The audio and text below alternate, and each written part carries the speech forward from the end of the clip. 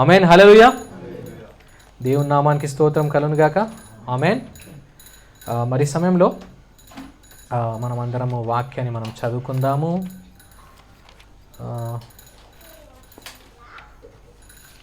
మనము ధ్యానిస్తుంది నేనే అన్న మాటలు మనం చూస్తున్నాం కదా, యోహాను సువార్త. మరొకసారి మనం 10వ అధ్యాయమే మనం చూసుకుందాము.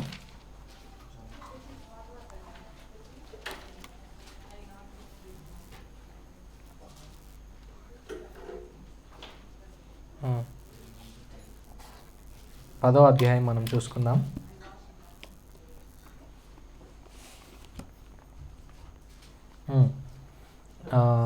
19వ వచనం నుండి చదవండి ఎవరన్నా. 10వ అధ్యాయము యోహాను సువార్త 19వ వచనం నుండి. ఈ మాటలను బట్టి యూదులలో మరలా భేదము పుట్టెను. వారిలో అనేకులు వాడు దయ్యం పట్టినవాడు, వెర్రివాడు, వాని మాట ఎందుకు వినుచున్నారనేవి. మరికొందరు ఇవి దయ్యము పట్టిన వాని మాటలు కావు, దయ్యము గ్రుడ్డివారి కన్నులు తెరవగలదా అనిరి. ఆలయ ప్రతిష్ఠిత పండుగ యెరూషలేములో జరుగుచుండెను. అది శీతాకాలము. అప్పుడు యేసు దేవాలయంలో సులభను మంటపమున తిరుగుచుండగా యూదులు ఆయన చుట్టూ పోగై, ఎంతకాలము మమ్మను సందేహ పెట్టుదువు? నీవు క్రీస్తువైతే మాతో స్పష్టంగా చెప్పుమని. అందుకు యేసు, మీతో చెప్పితిని గాని మీరు నమ్మరు. నేను నా తండ్రి నామమందు చేయుచున్న క్రియలు నన్ను గూర్చి సాక్ష్యమిచ్చుచున్నవి. అయితే మీరు నా గొర్రెలలో చేరిన వారు కారు గనుక మీరు నమ్మరు. నా గొర్రెలు నా స్వరము వినును, నేను వాటిని ఎరుగుదును, అవి నన్ను వెంబడించును. నేను వాటికి నిత్య జీవం నిచ్చుచున్నాను కనుక అవి ఎన్నటికీ నశింపవు. ఎవడును వాటిని నా చేతిలో నుండి అపహరింపడు. వాటిని నాకు ఇచ్చిన నా తండ్రి అందరికంటే గొప్పవాడు గనుక నా తండ్రి చేతిలో నుండి ఎవడును వాటిని అపహరింపలేడు. నేనును తండ్రియును ఏకమై ఉన్నామని వారితో చెప్పారు. యూదులు ఆయనను కొట్టవలనని మరలా రాళ్ళు చేత పట్టుకొనగా యేసు, తండ్రి యొద్ద నుండి అనేకమైన మంచి క్రియలను మీకు చూపితిని, వాటిలో ఏ క్రియ నిమిత్తము నన్ను రాళ్లతో కొట్టుదురని వారిని అడిగాను. చాలు. ఇక్కడ మనం చదువుకున్నాము యోహాను సువార్త 10వ అధ్యాయము 19 నుంచి మనము ఎన్ని వచనాలు? మనం ఒక 32 వచనాలు చదువుకున్నామా? సో 32 వచనాలు మనం చదువుకున్నాం. 19 నుంచి 32 వచనాలు మనం చదువుకున్నాము. గత వారం మనము యేసుక్రీస్తు ప్రభుల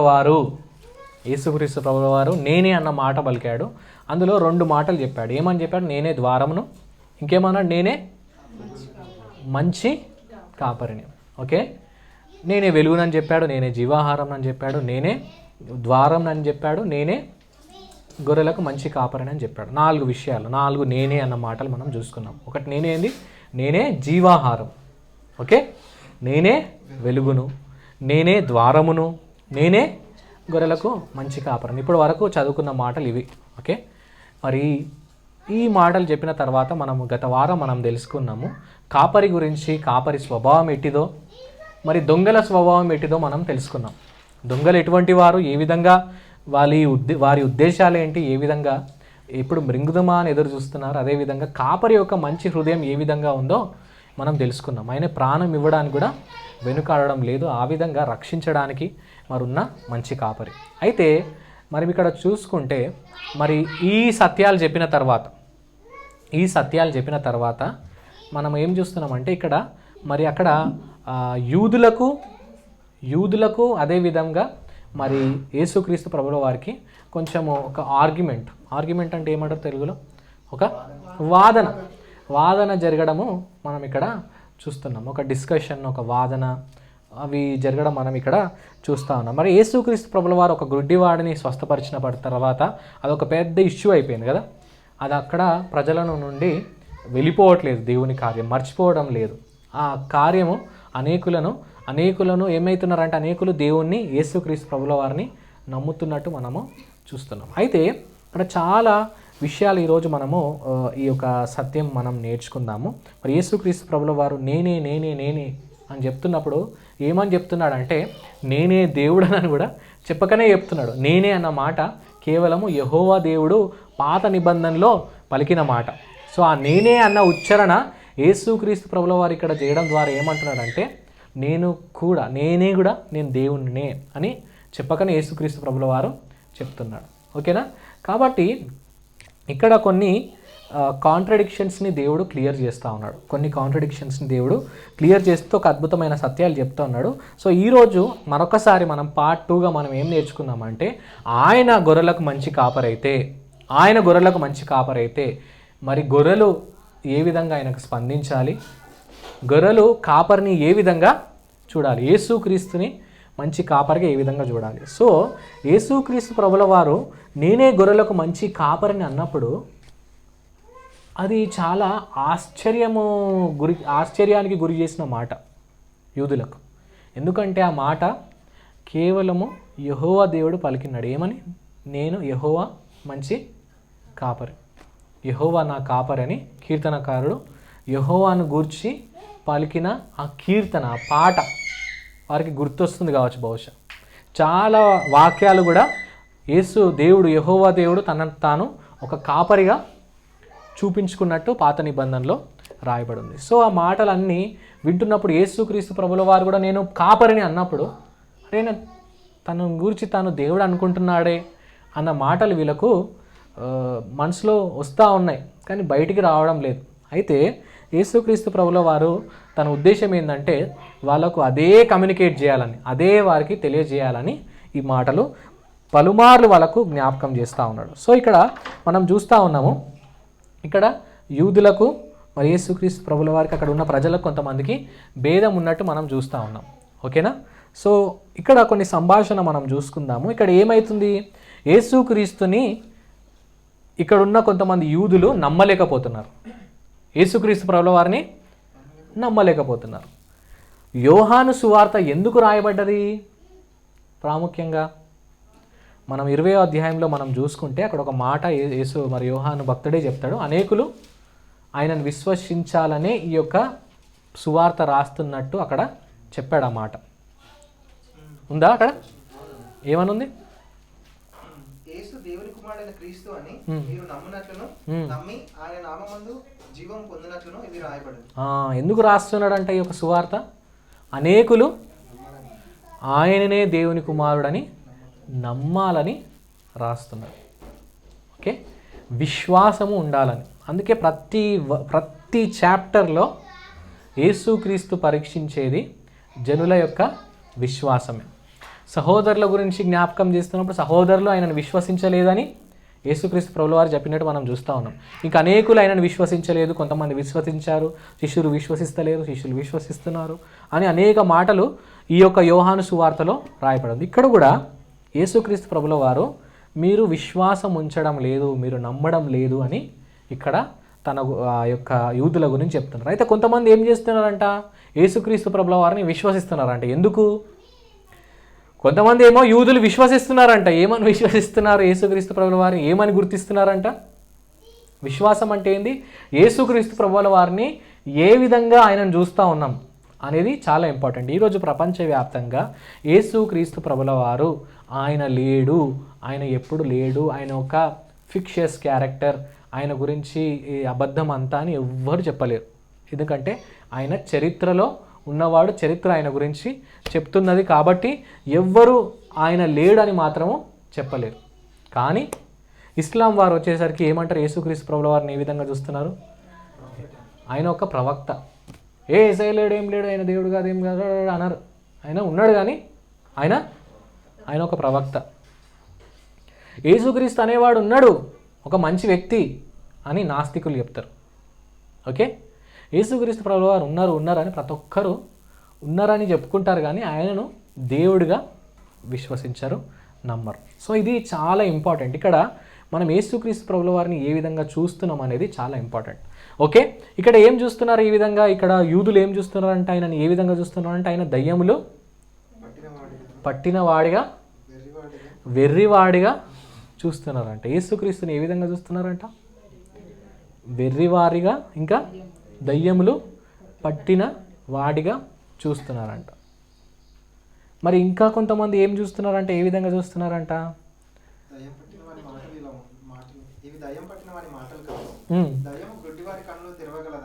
దయ్యములు పట్టినవాడు గుడ్డివాని కళ్ళు తెరవగలడా? ఆయన అద్భుతాలు చేస్తున్నాడు, జనులను బాగు చేస్తున్నాడు, మంచి మాటలు చెప్తున్నాడు, ఆయన మాటలలో మర్మం ఉంది, ఆయన మాటలలో అధికారం ఉంది, ఆయన మాటలో శక్తి ఉన్నది, ఆయన మాటలు అనేకులను ప్రభావితం చేస్తున్నాయి, దేవునికి దగ్గరగా నడిపిస్తున్నాయి అని అనేక జనములు మాట్లాడుకుంటున్నారు. సో ఇక్కడ విషయం ఏంటంటే మనము కూడా యేసుక్రీస్తు ప్రభుల వారిని విశ్వసిస్తున్నాము, కానీ ఏ విధంగా విశ్వసిస్తున్నాము అనేది ప్రశ్న. ఏ విధమైన విశ్వాసం మనకున్నది యేసుక్రీస్తు పట్ల? ఓకే, సో ఈరోజు మనం ఆ విషయాల గురించి మనం తెలుసుకుందాం. ఇక్కడ ఏమంటున్నాడు, ఫరిసయ్యుల గురించి ఏమంటున్నాడు, అక్కడ యూదుల గురించి ఏమంటున్నాడు, మీరు మాత్రం నన్ను విశ్వసించడం లేదని వాళ్ళని అంటున్నాడా? ఒక మాట, మీరు నన్ను నమ్మలేకపోతున్నారని యేసుక్రీస్తు ప్రభుల వారు 22వ వచనం నుండి. అంటే ఆలయ ప్రతిష్ఠిత పండుగ యెరూషలేములో జరుగుచుండెను. అది శీతాకాలం. అప్పుడు యేసు దేవాలయంలో సొలొమోను మంటపం తిరుగుచుండగా యూదులు ఆయన చుట్టూ పోగా, ఎంతకాలం మమ్మల్ని సందేహపెట్టుదువు, నీవు క్రీస్తు అయితే మాతో స్పష్టంగా చెప్పుమన్నది. అందుకు యేసు, మీతో చెప్పితిని కానీ మీరు నమ్మరు. నేను నా తండ్రి నామమందు చేసిన క్రియలు నన్ను గూర్చి సాక్ష్యం ఇచ్చుచున్నది. అయితే మీరు నా గొర్రెల్లో చేరిన వారు కారు కనుక మీరు నమ్మరు. సార్ ఇక్కడ ఏమంటున్నాడంటే మీరు నమ్మరు. ఒకటి ఏమంటున్నాడంటే మీరు నమ్మరు. నమ్మకపోవడానికి గల కారణాలు ఏంటో చెప్తా ఉన్నాడు. ఓకే, నమ్మకపోవడానికి గల కారణాలు ఏంటో చెప్తా ఉన్నాడు. ఏంటంటే నా తండ్రి ఏమంటున్నాడు, నేను నా తండ్రి నా యందు నామమందు చేయుచున్న క్రియలను గురించి సాక్ష్యం ఇచ్చుచున్నాను. నేను చేస్తున్న క్రియలు నా గురించి సాక్ష్యం ఇస్తున్నాయి. అవి చూసుకుంటే గుడ్డివానికి నేను చూపించిన అటువంటి చాలా ఉన్నాయి. కాబట్టి ఆయన మాటలు, ఆయన కార్యములు ఆయన గురించి సాక్ష్యం ఇస్తున్నాయి. ఆయన ఎవరో? క్రీస్తే కాదు ఆయనే ఇంకా రక్షకుడే కాదు ఆయన దేవుడు. ఇంకా చాలా గొప్ప గొప్ప విషయాలు ఆయన గురించి ఉన్నాయి, కానీ ఆయనను వీళ్ళు నమ్మడము లేదు. ఓకే, సో ఇక్కడ ఆ యొక్క నమ్మకం ఎందుకు రావట్లేదంటే సరైన విధంగా యేసుక్రీస్తు ప్రభుల వారిని చూడడం లేదు. ఇంకొక విషయం గొప్పగా యేసుక్రీస్తు ప్రభుల వారు చెప్తున్నారు, ఎందుకంటే వారు ఆయన గొర్రెలు కాదు, గొర్రెలలో చేరిన వారు కారంట. ఓకే, అంటే ఇవి కూడా గొర్రెలే, కానీ ఏ గొర్రెలు? వేరే కాపరి గొర్రెలు, యేసుక్రీస్తు యొక్క గొర్రెలు కాదు. సో గత వారం మనం చివరిగా మాట్లాడుకున్న మాటలు, మనము ఎవరి గొర్రెలం? మనం యేసుక్రీస్తు ప్రభుల వారి గొర్రెలం. యేసుక్రీస్తు ప్రభుల వారి గొర్రెలం అయితే ఏం చేస్తాయో ఇక్కడ 27వ వచనం నుండి చెప్తున్నాడు, నా గొర్రెలు నా స్వరము వినును. ఓకే, నా గొర్రెలు అయితే ఏం చేస్తాయి? నా స్వరమును వినును. ఓకే, ఆయన స్వరమును ఆయన మాటను వింటారు. సో మనము ఆయన స్వరాన్ని వింటున్నామా అన్న ప్రశ్న మనము వేసుకుందాం. ఒకవేళ మనం ఆయనను కాపరిగా మనం నమ్మితే, మనం ఆయన గొర్రెలం అనుకుంటే, ఆయన స్వరానికి మనం తొందరగా స్పందిస్తున్నామా? వేరే దానికి మనం బాగా ఆకర్షితులమై స్పందిస్తున్నామా? ఒకవేళ మీరు వేరే వాటికి బాగా ఆకర్షితులై వేరే వాటిని బాగా వింటున్నట్లయితే మీరు వాటికి సంబంధించిన గొర్రెలు, కానీ యేసుక్రీస్తు ప్రభుల వారి గొర్రెలు కాదు. ఈరోజు మనకు దేవుడు తన స్వరాన్ని దయచేస్తూ మనకు కొన్ని బాధ్యతలు కూడా ఇస్తున్నాడు, కొన్ని చెప్పినాడు. ఈరోజే మనం అన్నీ తెలుసుకున్నాం, అనౌన్స్మెంట్ మాట్లాడుకున్నాం కదా. ఆయన స్వరం వచ్చింది, ఆయన మాట వచ్చింది, ఆయన ఆజ్ఞ వచ్చింది. మరి మనము వింటున్నామా అన్న ప్రశ్న మనము వేసుకోవాలి. దాని తర్వాత గొర్రెలకు ఉన్న రక్షణలు ఇంకా చెప్తా ఉన్నాడు. ఇంకేం చెప్తున్నాడు అక్కడ? నేను వాటిని ఎరుగుదును, అవి నా గొర్రెలు, నేను వాటిని ఎరుగుదును అంటున్నాడు. ఓకేనా? అవి యేసుక్రీస్తు ప్రభుల ద్వారా గుర్తించబడిన గొర్రెలు, పేరు పెట్టి మరి పిలుస్తాడు దేవుడు, అటువంటి గొర్రెలు. ఓకే, దాని తర్వాత ఇంకేమంటున్నాడు? అవి నన్ను వెంబడించును. ఆయన స్వరాన్ని వినడమే కాదు, కానీ ఆయనను వెంబడించును అని చెప్తున్నాడు. సో ఇక్కడ ఇవన్నీ గొర్రెలకు సంబంధించిన మాటలు చెప్తున్నారు. మనము ఆయన గొర్రెలం అయితే ఆయనను వెంబడించాలి. ఆయనను వెంబడించకుండా మనము ఇంకేమైనా వెంబడిస్తామా? ఓకే, మనం ఏం చేస్తాం? ఆయన వెంబడిస్తాం, మధ్యలో మళ్ళీ లెఫ్ట్ టర్న్ తీసుకుంటాం.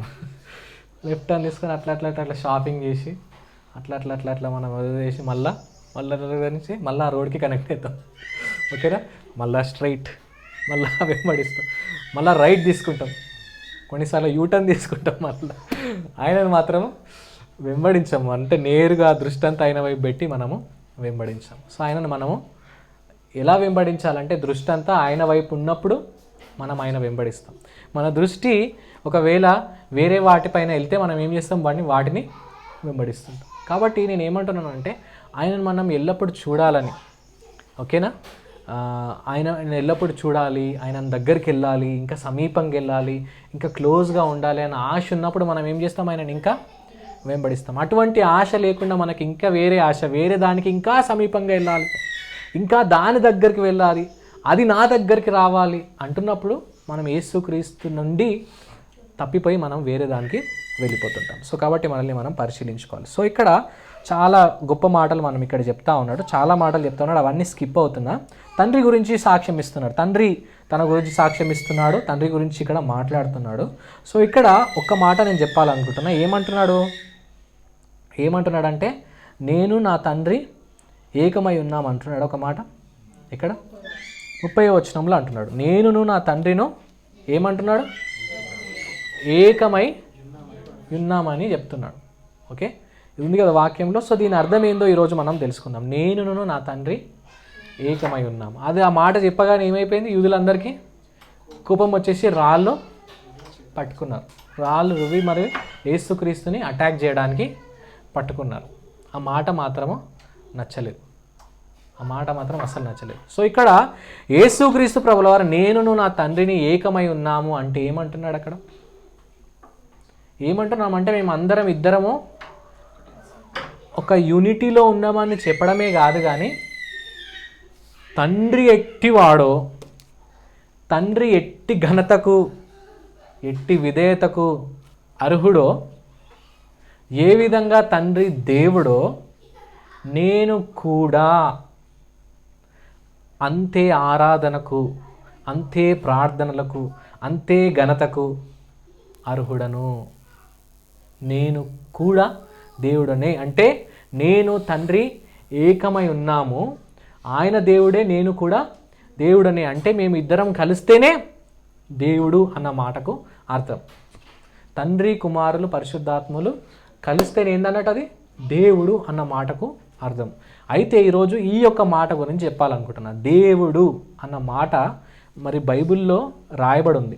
పాత నిబంధనలో కూడా ఏమని రాయబడి ఉందంటే ఇన్ ద బిగినింగ్ గాడ్, ఆది యందు దేవుడు అని ఉచ్చరించినప్పుడు ఆ దేవుడు అన్న పదము హిబ్రూ భాషలో ఏమని ఉందంటే క్లియర్గా రాయబడి ఉంది ఎల్హోహీమ్. ఎలోహీమ్ అని ఉంది. ఏముంది? ఎలోహీమ్ అనండి, ఎలోహీమ్ అని. ఎలోహీమ్ అన్నప్పుడు ఒక బహువచనం కూడుకున్న మాట, అంటే దేవుడు అన్న మాట ఒక ప్లూరల్ సెన్స్లో మాట, అంటే ఒక వ్యక్తులున్నట్టు, దేవునికి కొన్ని వ్యక్తులు ఉన్నట్టు అక్కడ రాయబడి ఉంది. అది హిబ్రూ వాళ్ళకు కూడా బాగా, యూదులకు కూడా బాగా తెలిసిన మాట. చాలా సందర్భాలలో పాత నిబంధనలో ఎలోహీమ్ అని రాయబడి ఉంది. మన దేవుడు ఎలోహీమ్ దేవుడు అంటే ఒక ప్లూరల్ సెన్స్, ఒక బహువచనము కలిగిన దేవుడు, అంటే తండ్రి కుమార పరిశుద్ధాత్మ ఆయన దేవుడు. మన చర్చ్ పేరు కూడా ట్రినిటీ ఫెలోషిప్. మన చర్చ్ పేరు ఏంది? Trinity fellowship. ఒక మామూలుగా మీకు ఒక ఆనెస్ట్గా ఒకటి చెప్పాలనుకుంటున్నాను, ఆన్ మైక్ ఆన్ రికార్డ్ చెప్పాలనుకుంటున్నాను. వన్ ఆఫ్ ద రీజన్ ఏంటంటే ఒకప్పుడు మేము ఒక సంఘానికి వెళ్ళేవాళ్ళం, బాగా ప్రేమించినాం, ఇప్పటికీ కూడా ప్రేమిస్తాం. కానీ ఎందుకు ఆ సంఘం నుండి బయటికి రావడానికి గల కారణం ఏంటంటే, నాకు పర్సనల్గా కారణం ఏంటంటే అక్కడ ఉన్న ఒక బోధ నచ్చలేదు. ఏంటంటే యేసుక్రీస్తు దేవుడు కాదు అన్న బోధను విన్న తర్వాత నా హృదయంలో కలవరం అనేది వచ్చింది, భయం అనేది కలిగింది. యేసుక్రీస్తు దేవుడు ఎట్లా కాదు, దేవుడు ఎందుకు కాదు అని కొన్నిసార్లు ప్రయత్నం చేశాను. కానీ అయినప్పటికీ పలుమార్లు అదే బోధలు వినేసరికి ఇక ఇది ఇంతే, ఇలా అయితే కష్టం అని చెప్పేసి బయటికి రావడం జరిగింది. ఓకేనా, ప్రాముఖ్యంగా ఓకేనా, అబద్ధ బోధలను సహించాం కాబట్టి, దేవుని వాక్యానికి భిన్నంగా ఉంది కాబట్టి, దేవుడినే దేవుడిని కాదన్నప్పుడు ఇంకా అది విశ్వాసం ఎట్లయితుంది, ఇంకా అన్నీ వేస్ట్ ఇక అవన్నీ. కాబట్టి అక్కడ నుండి వచ్చేసినాం. కాబట్టి దేవుడు ప్రేరేపించి నడిపించి మన సంఘాన్ని పేరే ఏం పెట్టిండంటే ట్రినిటీ. ఏంటి? ట్రినిటీ, త్రిత్వం. ఓకే, కాబట్టి త్రిత్వం గురించిన మాటలు గత వారం కొంతమంది కాన్ఫరెన్స్, మన సంఘంలో ఉన్న 8 మంది కాన్ఫరెన్స్కి వెళ్ళి అటెండ్ అయ్యి నేర్చుకున్నారు. మరొకసారి దాని గురించి జ్ఞాపకం చేయాలనుకుంటున్నాను. ఇదివరకు కూడా చాలాసార్లు చెప్పిన మరొకసారి జ్ఞాపకం చేయాలనుకుంటున్నాను. త్రిత్వం అంటే మన దేవుడు ఒకే దేవుడు. నంబర్ 1 ఏంటి? మన దేవుడు ఒకే దేవుడు, కానీ ముగ్గురు వ్యక్తులు.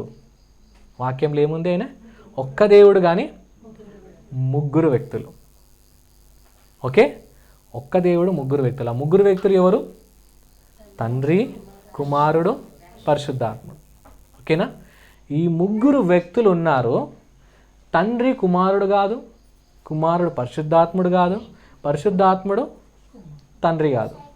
ముగ్గురు వేరే వేరే వ్యక్తులు. ఇది మీ మైండ్లో బలంగా పెట్టుకోండి. దీనికి కొన్ని మీకు వాక్యానుసారమైన ఉదాహరణలు చెప్తా. ఎందుకు వేరే వేరే వ్యక్తులు అంటున్నా? రూపాలు కాదు. కొంతమంది ఏమంటారంటే పాత నిబంధనలో దేవుడు తండ్రిగా వచ్చాడు, కొత్త నిబంధనలో దేవుడు కుమారుడిగా యేసుక్రీస్తుగా వచ్చాడు, మరి ఈ సమయంలో పరిశుద్ధాత్మునిగా ఉంటున్నాడు దేవుడు, ఆత్మ దేవునిగా ఉంటున్నాడని కొంతమంది బోధ చేస్తుంటారు. కానీ అది కూడా ఒక అబద్ధమైన బోధ. మన దేవుడు ఆది నుంచే త్రిత్వమైన దేవుడు. ప్రారంభం నుండి ఆయనే త్రిత్వమైన దేవుడు. చాలా సందర్భాలలో, చాలా పాత నిబంధన గ్రంథాలలో కూడా ఆ ముగ్గురు ఉన్నట్టు కూడా మనకు వచనాలు ఉన్నాయి. ఆ వచనాలు మీకు కూడా చూపిస్తాను. అయితే ఒక మాట చెప్పాను కదా, ముగ్గురు వ్యక్తులని. ముగ్గురు వ్యక్తులని ఎక్కడ ఉంటుంది మనకంటే, ముగ్గురు వ్యక్తులు అన్న మాట ఎక్కడ ఉంటుందంటే, యేసుక్రీస్తు మరి బాప్తిజం తీసుకుంటున్నప్పుడు, యేసుక్రీస్తు ప్రభుల వారు బాప్తిజం తీసుకుంటున్నప్పుడు ఆకాశం నుండి ఒక స్వరం వస్తుంది. ఏమని వస్తుంది? ఈయన నా ప్రియ కుమారుడు అని. అది ఎవరిదా స్వరం? తండ్రిది. ఆయన ఒక వ్యక్తి. యేసుక్రీస్తు ఎక్కడున్నాడు? ఎంతమంది ఉన్నారు వ్యక్తులు? 2 వ్యక్తులు. పరిశుద్ధాత్ముడు ఏ విధంగా ఆవరించాడు? పావురం వలె. ఆయన మధ్య ఆకాశం, అంటే ఆకాశం భూమికి మధ్యలో ఉన్నాడు పరిశుద్ధాత్మ. ఇప్పుడు ఎంతమంది వ్యక్తులు ఉన్నారు? కింద యేసుక్రీస్తు ప్రభుల వారు, దాని తర్వాత పావురం వలె పరిశుద్ధాత్మ దేవుడు, ఇంకో వ్యక్తి, ఇంకొక స్వరం ఎక్కడ నుండి? ఆకాశం నుండి తండ్రి యొక్క స్వరం. ఎంతమంది వ్యక్తులు ఉన్నారు? ముగ్గురు వ్యక్తులు. క్లియర్గా ఉన్నారా? ఒకవేళ ఒకరికి బాప్తిజం ఇవ్వాలంటే ఏ విధంగా ఇవ్వమని చెప్తారు? తండ్రి, కుమార, పరిశుద్ధాత్మ నామంలో. 3 పేర్లు ఎందుకున్నాయి? ఎందుకంటే ముగ్గురు వ్యక్తులు ఉన్నారు కాబట్టి వాక్యము క్లియర్గా చెప్తుంది ఏంటంటే మన దగ్గర ముగ్గురు వ్యక్తులు ఉన్నారు. ఆమేన్, హల్లెలూయా. సో కాబట్టి ఇందులో సందేహం ఏమీ లేదు. కానీ మనము పూజించే దేవుడు మాత్రం ఒక్కడే. ఏంది ముగ్గురు అంటున్నారు, మళ్ళీ ఒక్క దేవుడు అంటున్నాడు, ఏంది నువ్వు ఇలా మాట్లాడుతున్నావు అని అనకండి. ఎందుకంటే అట్లా మీకు ప్రశ్న రావడం సహజమే. అయితే మనం ఏం చేస్తున్నామంటే దేవుని యొక్క గొప్పతనాన్ని, దైవత్వాన్ని మానవుల ఆలోచనలతో అర్థం చేసుకోవడానికి ప్రయత్నం చేస్తున్నాం. అయితే ఇక్కడ మిస్టేక్ ఏంటంటే, మనిషికి ఎన్ని కాళ్ళు ఉంటాయి? మరి ఏనుకెందుకు 4 ఉన్నాయి? ఏనుకెందుకు 4? ఏనుకెందుకు తొండం ఉంది? ఎందుకంటే స్వాభావికంగా ఏనుగు అట్లా ఉంటుంది, ఆ విధంగానే ఉంటుంది. దాని స్వభావము అట్టిది, మనుషుల స్వభావం ఇట్టిది. అదేవిధంగా దేవుని స్వభావం అది, దేవుని నేచర్ అది. దేవుడు అదే విధంగా ఉంటాడు. ముగ్గురు వ్యక్తులుగా ఒక్క దేవుడుగా ఉంటాడు. అర్థమవుతుందా? కాబట్టి మనము ఆయనను ఈ విధంగా ఎట్లుంటుందని మనం ప్రశ్నించలేము, అది అలాగే ఉంది. కాబట్టి అర్థమవుతుందా? దైవత్వము, దేవుడు అనేవాడు ఆ విధంగానే ఉన్నాడు, అంతే. అది మనం అర్థం చేసుకోవాలి. మనం అనుకుంటున్నట్టు దేవుడు ఉంటే దేవుడు కాదు ఆయన. దేవుడు దేవునిలాగానే ఉంటాడు. మనం ఆయనను అర్థం చేసుకోవాలి. అర్థమవుతుందా? ఫాలోయింగ్. సో ఇక్కడ మనం ఈ విషయాలు మనం నేర్చుకోవాలి. సో ఇక్కడ ఏమంటుండంటే యేసుక్రీస్తు ప్రభువు నేనును నా తండ్రి ఏకమై ఉన్నాము అని చెప్తున్నాడు. చాలా విషయాలు ఇందులో ఉన్నాయి. అయితే ఇందులో మనం ఏం నేర్చుకోవాలి? యేసుక్రీస్తు ప్రభువు దేవుడేనా? ఆయన దేవుడిగా గుర్తించలేదా? మనం చాలాసార్లు చాలా వచనాలు మనం చూసుకున్నాం, అవి కొన్ని మీకు చూపించాలనుకుంటున్నాను. సో ఇక్కడ మరి యేసుక్రీస్తు ప్రభువు వారు దేవుడు అయితే మనం ఏ విధంగా యేసుక్రీస్తు దేనికి అర్హుడో మనము తెలుసుకుందాం. కొన్ని వచనాలు నేను రాసుకున్నాను, అది మీకు చూపించాలనుకుంటున్నాను. సో మొట్టమొదటిగా మనం అందరము చదువుకుందాము. 1 పేతురు పత్రిక 1వ అధ్యాయము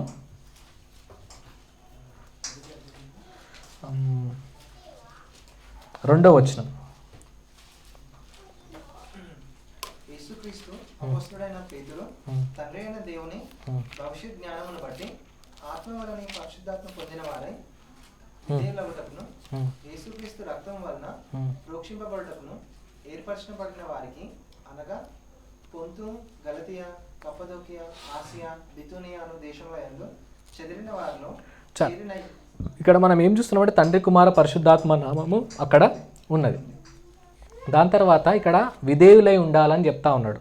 ఇక్కడ ఏమంటే చెప్తున్నానంటే యేసుక్రీస్తు కూడా విధేయతకు అర్హుడు. నంబర్ 1 మనం చూస్తున్నాం చాలా లేఖనాలలో మొదటి కాదు, యోహాను సువార్త 15వ అధ్యాయంలో మనం చూస్తూ ఉన్నాము. అక్కడ ఏమంటాడు, ఏమంటారు దాన్ని, వైన్ అంటే వినియర్డ్, నేను ద్రాక్షవల్లిని మీరు తీగలై ఉన్నారు, తీగలై ఉన్న వారు ఏం చేయాలా, నా మాట వినాలా అని అక్కడ చెప్తా ఉంటాడు. ఓకే, తీగలైన వారు ఏం చేయాలో నా మాట వినాలి. ఏమంటున్నాడు, ఇంకా పలుమార్లు ఏమంటున్నాడు, ఒకవేళ మీరు నన్ను ప్రేమిస్తే మీరు నన్ను ఏం చేయాలో నా మాట. కాబట్టి యేసుక్రీస్తు ప్రభుల వారు తండ్రి నేను ఏకమై ఉన్నాము అన్న మాటకు అర్థం ఏంటంటే ఆయన కూడా మనం అప్లై చేసుకోవాల్సింది ఏంటంటే మన విధేయతకు అర్హుడు. యేసుక్రీస్తు ప్రభుల వారు కూడా విధేయతకు అర్హుడు. లేదు నేను యెహోవా దేవునికే విధేయత చూపిస్తా, నేను యేసుక్రీస్తుకి చూపెట్టా, నాకు యెహోవా దేవుడే ఇష్టం అని అనడానికి లేదు. అర్థమైందా? ఆయన కూడా విధేయతకు అర్హుడే. వాళ్ళలో ఎటువంటి భేదం లేదు. తండ్రికి కుమారునికి పరిశుద్ధాత్మనికి ఎటువంటి భేదం లేదు. మనం భేదాలు క్రియేట్ చేయొద్దు. సో కాబట్టి ఆయన కూడా విధేయతకు అర్హుడు. దాని తర్వాత ఇంకొక మాట ఏమంటాడంటే, ఒకసారి ఒక వ్యక్తి ఏమంటారు, ప్యారలైజ్డ్ పర్సన్, ఏమంటారు దాన్ని, పక్షవాయువు గలవాడు.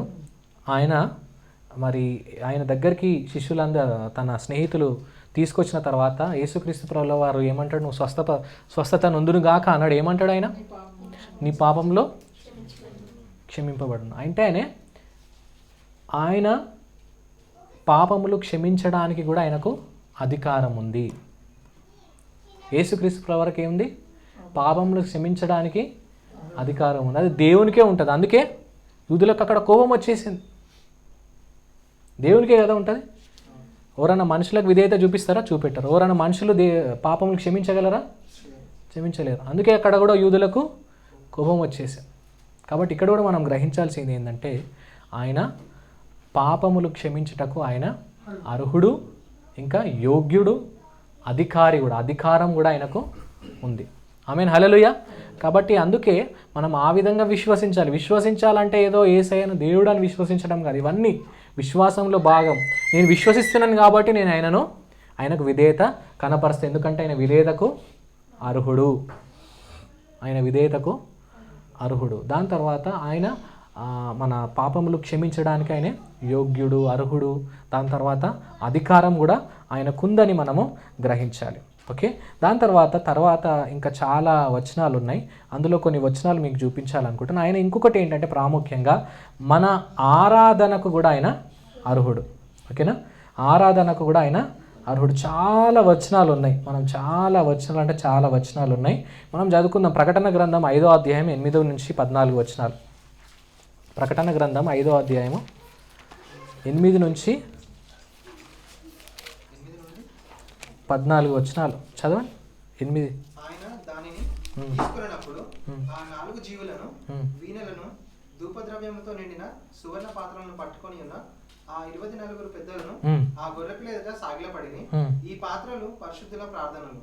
ఆ పెద్దలు, నీవు ఆ గ్రంథమును తీసుకొని దాని ముద్రలను విప్పుటకు యోగ్యుడవు, నీవు వధింపబడిన వాడవై నీ రక్తం ఇచ్చి ప్రతి వంశములోను, ఆయా భాషలు మాట్లాడే వారిలోను, ప్రతి ప్రజలోను, ప్రతి జనములోను దేవుని కొరకు మనుషులను కొని మా దేవునికి వారిని ఒక రాజ్యంగాను యాజకులను గాను చేసితివి గనుక వారు భూలోకమందు ఏలుదురని క్రొత్త పాట పాడుదురు. మరియు నేను చూడగా సింహాసనమును, జీవులను, పెద్దలను ఆవరించి ఉన్న అనేక దూతల స్వరము వినబడెను. వారి లెక్క కోట్ల కొలదిగా ఉండెను. వారు వధింపబడిన గొర్రెపిల్ల శక్తియు, ఐశ్వర్యమును, జ్ఞానమును, బలమును, ఘనతయు, మహిమయు, స్తోత్రమును పొందనర్హుడని గొప్ప స్వరముతో చెప్పుచుండేది. చాలు. ఇక్కడ ఎవరి గురించి చెప్తా ఉన్నాడు? ఎవరి గురించి లేఖనం రాయబడి ఉంది అక్కడ? గొర్రెపిల్లను ఏం చేస్తున్నారు ఇక్కడ? గొర్రెపిల్ల ఎవరు ఇక్కడ? యేసుక్రీస్తు ప్రభుల. యేసుక్రీస్తు ప్రభుల వారిని ఏం చేస్తున్నారు అక్కడ? స్తోత్రం చేస్తున్నారా? ఘనపరుస్తున్నారా? స్తుతిస్తున్నారా? యెహోవా దేవుణ్ణి స్తుతిస్తున్నట్టున్నదా? ఏమనుంది అక్కడ? యేసుక్రీస్తు ప్రభుల వారిని కూడా స్తుతిస్తున్నట్టు అక్కడ స్పష్టంగా రాయబడి ఉంది. ఆమేన్, హల్లెలూయా. సో కాబట్టి అక్కడ ఎక్కడైనా యూదులు, ఒకవేళ యూదులు కానీ పౌలు కానీ పేతురు ఎవరైనా యూదులు ఉన్నప్పుడు ఒకవేళ దేవుణ్ణి కాకుండా మనుషులను, వాళ్ళను సర్వెంట్స్ ఆఫ్ గాడ్, దేవుని సేవకులను ఆరాధిస్తే వాళ్ళు ఏం చేస్తుండే? బట్టలు చింపుకొని మమ్మల్ని అవమానపరచకండి, మాకు భయం అవుతుంది, మా పైన ఉగ్రత దానేయకండి, మీరు స్తుతిస్తే ఎవరిని స్తుతించాలి? కేవలము దేవుణ్ణి స్తుతించాలి. ఇక్కడ యేసుక్రీస్తు ప్రభుల వారు ఆయన గొర్రెపిల్ల అయి ఉండి అక్కడ ఆబ్జెక్ట్ చేస్తున్నట్టు, ఖండిస్తున్నట్టు అక్కడ ఉందా? ఆ ఆరాధనను స్వీకరిస్తున్నట్టు, యాక్సెప్ట్ చేస్తున్నట్టే ఉంది. కాబట్టి ఇక్కడ ఏం చెప్పాలనుకుంటున్నానంటే యేసుక్రీస్తు ప్రభుల వారు కూడా మన ఆరాధనకు అర్హుడు. ఇంకా చాలా చాలా చాలా సందర్భాలు ఉన్నాయి, అవన్నీ మీకు చూపిస్తే చాలా టైం అవుతుంది. కానీ కొన్ని సందర్భాలు ఇక్కడ చూపించాలనుకుంటున్నాను. మనం చదువుకుందాము. మనం హెబ్రీలకు రాసిన పత్రిక 1వ అధ్యాయం 6వ వచనం చదువుకుందాం. ఇక్కడ దేవుడే, తండ్రి అయిన దేవుడే దూతలకు ఆజ్ఞాపిస్తూ ఒక మాట చెప్తున్నాడు. తండ్రి అయిన దేవుడే దూతలకు ఆజ్ఞాపిస్తూ ఒక మాట చెప్తున్నాడు. చదువు. మరియు ఆయన భూలోకమునకు ఆది సంభూతిని మరలా రప్పించినప్పుడు దేవుని దూతలందరూ ఆయనకు నమస్కారం చేయవాలని చెప్పుచున్నాడు. దేవుని దూతలందరూ ఏం చేయాలంట? ఎవరికి నమస్కారం చేయాలని చెప్తున్నాడు? తండ్రి అయిన దేవుడు యేసుక్రీస్తు ప్రభుల వారికి నమస్కారం చేయాలని చెప్తా ఉన్నాడు. ఆమేన్, హల్లెలూయా. తండ్రి అయిన దేవుడే దూతలకు ఆజ్ఞాపిస్తే ఏమంటున్నాడు? ఆయనకు నమస్కారం చేయండి, ఆయనను ఆరాధించండి, ఆయనను మహిమపరచండి అని చెప్పేసి అక్కడ రాయబడి ఉంది. మీరు ఇంకా 4వ వచనం నుండి 5వ వచనం నుండి చదివితే ఇంకా అద్భుతంగా అక్కడ రాయబడి ఉంది. సమయం లేదు కాబట్టి నేను త్వరగా వెళ్తున్నాను. దాని తర్వాత ఇంకా చాలా వచనాలు ఉన్నాయి. ఇక్కడ లూకాసు వార్త 24వ అధ్యాయం 52వ వచనము, దాని తర్వాత 28వ అధ్యాయం 17వ వచనము, దాని తర్వాత ఇంకా చాలా వచనాలు ఉన్నాయి. ఇక్కడ దేవుణ్ణి జనులు ఆయనను ఆరాధన చేసినట్టు, ఆయనను మహిమపరిచినట్టు మనకుంది. దాని తర్వాత ఇంకొక మాట మనం చూసుకుందాం. అవన్నీ వచనాలు చూసుకోవడానికి టైం లేదు. దాని తర్వాత ఇంకొక మాట ఏంటంటే యేసుక్రీస్తు ప్రభుల వారు మన ప్రార్థనలకు కూడా అర్హుడు. మనం ఒకసారి చదువుకుందాము. అపోస్తుల కార్యంలో 7వ అధ్యాయం. అపోస్తుల కార్యంలో 7వ అధ్యాయంలో ఏముంటుందంటే అక్కడ యేసుక్రీస్తు ప్రభుల వారిని వెంబడించిన స్టీఫెను గురించి రాయబడి ఉంటుంది. అక్కడ సాక్ష్యం ఇస్తూ తన చివరి మాటలలో ఈ విధంగా మరి ప్రార్థన చేస్తున్నట్టు మనం చూస్తూ ఉన్నాము. ఇగో 57వ వచనం చదవండి. ఆయన ఏం చెప్తున్నాడంటే సువార్త చెప్పినాడు. స్టీఫెన్ ఏం చేసిండు? సువార్త చెప్పిన తర్వాత అక్కడ యూదులు ఉన్నవారు ఆయన మాటలు నచ్చక ఏం చేశారంటే ఆయన రాళ్లతోటి కొట్టి చంపాలని అందరూ ఆయనను కొట్టి చంపుతున్నారు. యేసుక్రీస్తు ప్రభువుల వారి మొట్టమొదటి హతసాక్షి ఇతనే, ఈ స్టీఫెన్. కాబట్టి స్టీఫెన్ చనిపోతున్నప్పుడు చేస్తున్న ప్రార్థన ఇది. ఒకసారి చదవండి ఆ ప్రార్థన. 59వ వచనం. చూడండి, యేసు ప్రభువా ప్రార్థన చేస్తున్నాడు. ఎవరికి? యేసయ్యకే ప్రార్థన చేస్తున్నాడు. యెహోవా దేవునికి చేస్తున్నట్టుందా? యేసయ్యకే డైరెక్ట్ ప్రార్థన చేస్తూ ఏమంటాడు? యేసు ప్రభువా నా ఆత్మను చేర్చుకొనమని స్టెఫెను పలుకుచుండగా వారు అతన్ని రాళ్లతో కొట్టిరి.